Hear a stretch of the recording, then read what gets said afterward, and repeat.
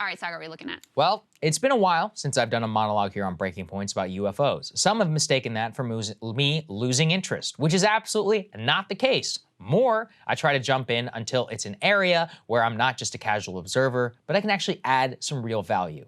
Something we know quite well on this show: how does the mainstream media spin things on behalf of powerful people inside of the Pentagon? How does real power in Washington work, and for what purpose? So, for the completely new to the subject, let's go back to the beginning.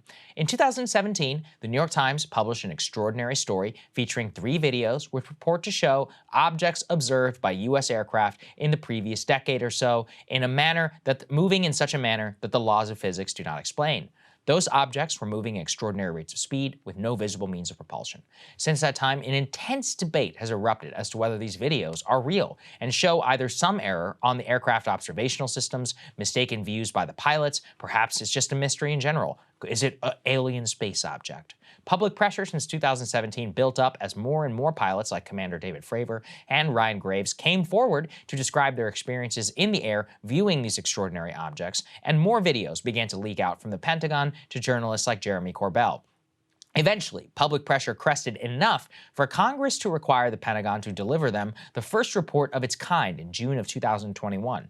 And that report was actually shocking on multiple levels. The report was scant and only 9 pages, but if you read carefully, you found that the US government had to admit that in at least 18 known instances, UFOs demonstrated advanced technology for which they ruled out conventional explanations or equipment failure. They had zero information to indicate that these objects were human technology, and at least they say that a review of internal intelligence found that these objects were not part of a secret US government program.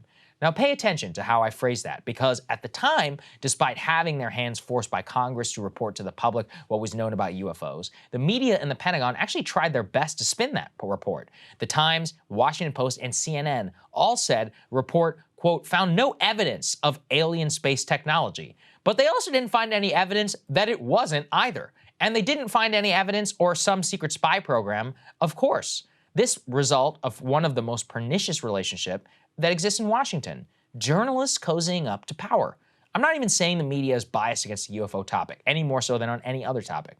More so, it's the Pentagon that has a very vested interest in not telling the public everything that they know about UFOs. And journalists want to keep their coziness to power. So when the Pentagon says jump, they say, how high? That's how you end up with that coverage. Lucky for us, some members of Congress were not fooled. After reams of video and observational evidence by credible pilots who have observed extraordinary phenomena, several members wrote a specific provision of the new defense bill, which actually requires the Pentagon to compile the following.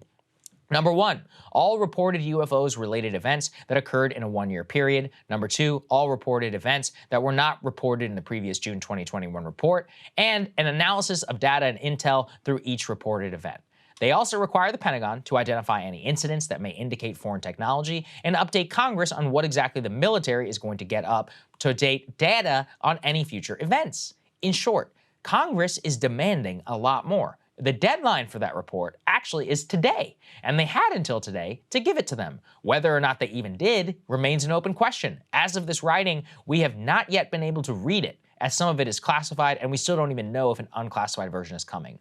And yet, 18 months after the spin job on the original report for the New York Times, they have jumped right back into action and clearly planted leak by the Pentagon to shape the public's perception of the report before it is even made public. Headline: many military UFO reports are just foreign spying or airborne trash. Oh, do tell. Well, according to the Times, quote, government officials believe that surveillance operations by foreign powers in weather balloons or other airborne clatter explain most recent incidents of unidentified aerial phenomena, government speak for UFOs, as well as many episodes in the past years.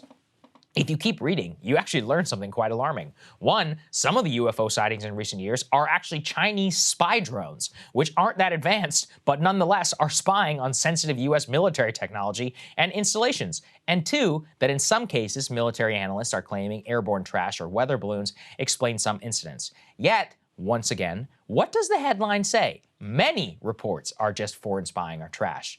But what about the ones that aren't explained by that and continue to not be? This is part of the problem with discussing the subject. People look at you like a whack job for taking it seriously. Of course, most sightings are going to have conventional explanations. Most people do not dispute that. The interest lies in the ones that seem extraordinary and to date have no explanation conventionally. Those are the ones that we are all interested in. Yet, The Times, basically publishing Pentagon Propaganda, says again, well, we don't have the data to say for sure. But the default assumption should be that if we did, could it even be easily explained?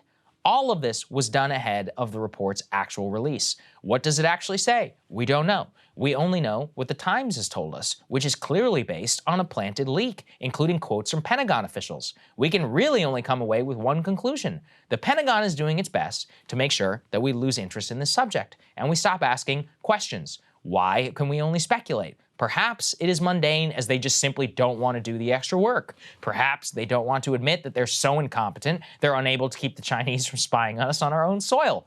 Perhaps it is literally aliens. There is literally only one way to know.